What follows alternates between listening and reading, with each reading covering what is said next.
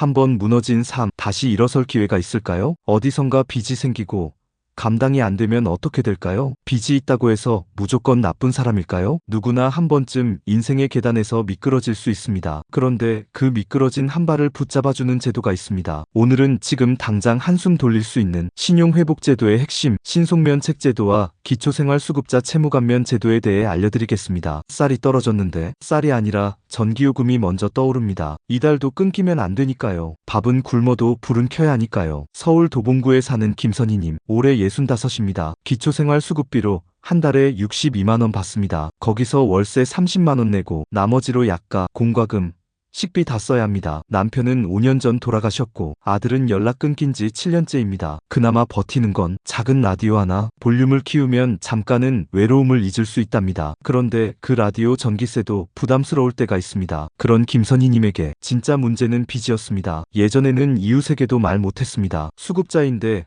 왜 빚이 있냐는 말 듣기 싫어서요. 병원비 80만원, 카드 연체금 120만원, 핸드폰 요금 밀린 것 25만원, 이렇게 쌓이고 쌓여서 총 채무는 350만원이 넘었습니다. 한 달 수급비보다 더 많습니다. 그런데도 카드사에서는 매달 전화가 옵니다. 언제 갚을 수 있냐고요? 연체 이자가 계속 불어납니다. 압류조치 들어갑니다. 그러다 어느 날 동사무소 사회복지사가 신용회복위원회라는 곳을 알려줬습니다. 거기 가서 한번 상담 받아보세요. 김선희님 같은 분들 정부에서 도와주는 제도 있어요. 그렇게 처음 접한 제도가 신속면책제도였습니다. 처음엔 반신반의했습니다. 내가 무슨 정부 도움을 받아요? 빚을 그냥 없던 걸로 해준다니.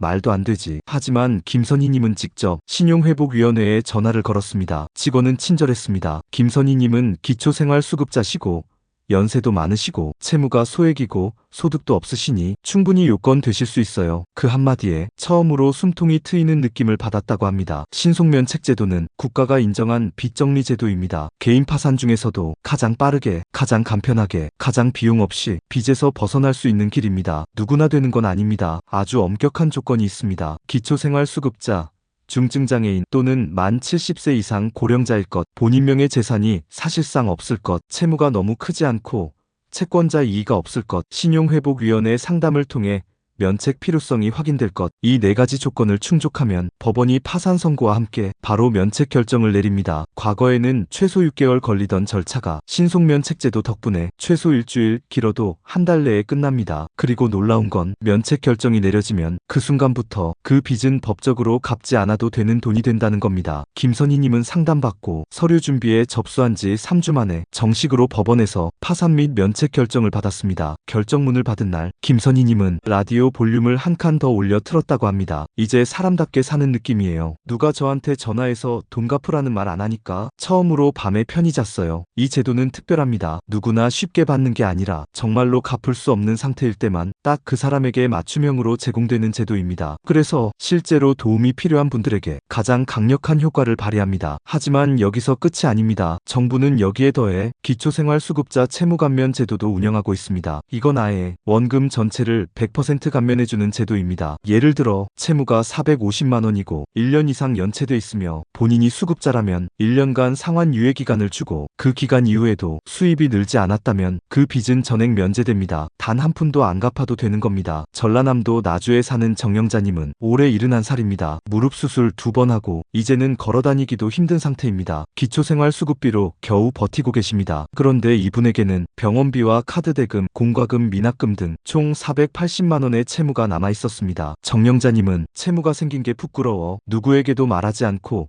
혼자 끙끙 앓고 있었습니다. 그러던 중 동네 복지사 추천으로 신용회복위원회 나주지부를 찾아가게 되었고 거기서 기초생활수급자 채무감면 제도를 알게 되었습니다. 이 제도는 말 그대로 갚지 못하는 빚을 아예 갚지 않아도 되게 해주는 제도입니다. 물론 조건이 명확합니다. 첫째, 기초생활수급자 또는 중증장애인일 것. 둘째, 채무 원금이 500만원 이하일 것. 셋째, 해당 채무가 1년 이상 연체 상태일 것. 넷째, 상환 유예 후에도 상환 능력이 없을 것. 이 4가지를 모두 충족하면 정부가 개입해 해당 채무의 원금 전체를 없던 일로 만들어줍니다. 정영자님은 이 조건에 모두 해당되었습니다. 특히나 최근 1년간 수입도 없고 병원 진료 기록까지 확인돼 계속 상환 불가능한 상태로 분류되었고 그 결과 총 480만원 채무가 정부의 결정으로 전액 탕감되었습니다. 이 과정에서 정영자님은 신용회복위원회와 상담하고 기초생활수급자 증명서, 채무 확인 서류, 건강보험 자격특실 확인서 이 세 가지 주요 서류를 제출했습니다. 신청은 어렵지 않습니다. 먼저 신용회복위원회에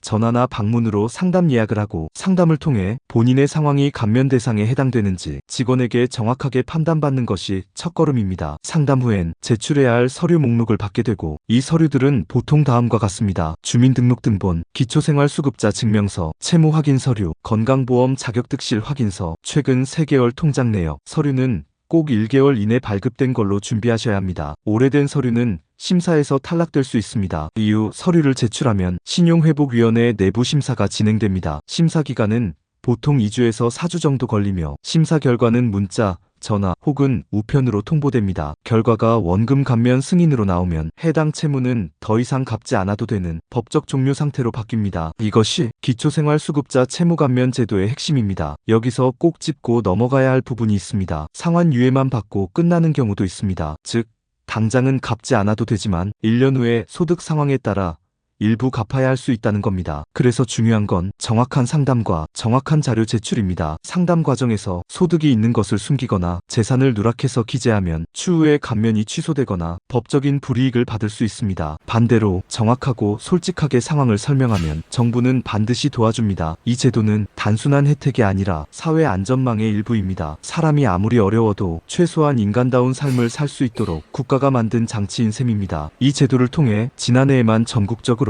7,800여 명이 넘는 분들이 채무 감면을 받았습니다. 감면 총액은 132억 원이 넘습니다. 놀랍지 않으신가요? 그 중에서도 수급자 비율이 무려 89%를 차지합니다. 그만큼 이 제도가 꼭 필요한 분들에게 실질적인 도움을 주고 있는 겁니다. 김선희님은 신속면책 제도를 통해 3주 만에 350만 원의 채무가 사라졌고, 정영자님은 채무감면 제도로 480만 원의 빚을 전액 면제받았습니다. 이 두 분에게 공통점이 있습니다. 처음에는 이 제도를 몰랐고 누군가의 조언이 필요했고 상담을 통해 희망의 문이 열렸다는 점입니다. 하지만 여기서 끝이 아닙니다. 중요한 건 그 다음입니다. 빚은 없어졌는데 이제 나는 어떻게 살아가야 하지? 신용불량자였던 기록은 어떻게 회복하나? 혹시 다시는 대출도 못 받고 통장도 못 쓰는 건 아닐까? 이런 걱정을 하시는 분들이 많습니다. 먼저 말씀드리자면 신속면책이나 채무감면 이후에도 충분히 정상적인 금융생활로 회복 가능합니다. 다만 시간과 순서가 필요합니다. 먼저 신속면책을 받으면 그 기록은 일정 기간 신용정보원에 보관됩니다. 보통 5년 동안은 신용등급이 사실상 회복 불가 상태로 유지됩니다. 하지만 이 기간 동안 소득이 안정되거나 세금 체납 없이 꾸준히 성실한 생활을 유지하면 5년 후에는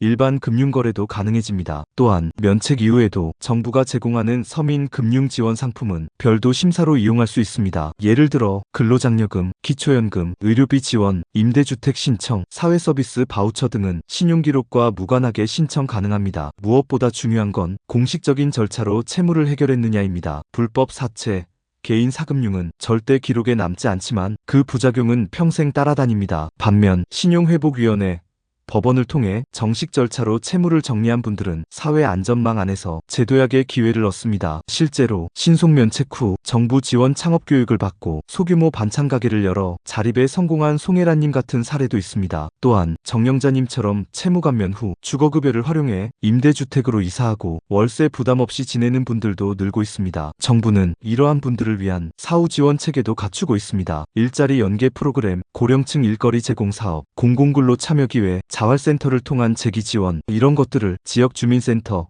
자치구 복지과, 신용회복위원회 안내를 통해 충분히 안내받을 수 있습니다. 즉, 제도를 이용해서 채무를 없앴다는 것은 단지 빚에서 벗어난 것이 아니라 다시 살아갈 수 있는 권리를 되찾은 것입니다. 여기까지 보신 여러분께 이 한마디 꼭 드리고 싶습니다. 지금 이 순간 신청서 한 장, 전화 한 통으로 당신의 인생은 바뀔 수 있습니다. 그 한 걸음을 김선희님도 정영자님도 먼저 걸었습니다. 이제 여러분 차례입니다. 혹시 주변에 빚 문제로 고통받는 분이 있다면 이 영상 꼭 공유해주세요. 그리고 아직 이 제도를 몰라서 혼자 끙끙 앓고 계신 분이 있다면 지금 알려주세요. 오늘 영상이 누군가에게 진짜 인생의 전환점이 될 수 있습니다. 구독과 좋아요, 알림 설정 꼭 부탁드립니다. 저는 다음에도 여러분 삶에 도움이 되는 정보로 다시 찾아뵙겠습니다. 감사합니다.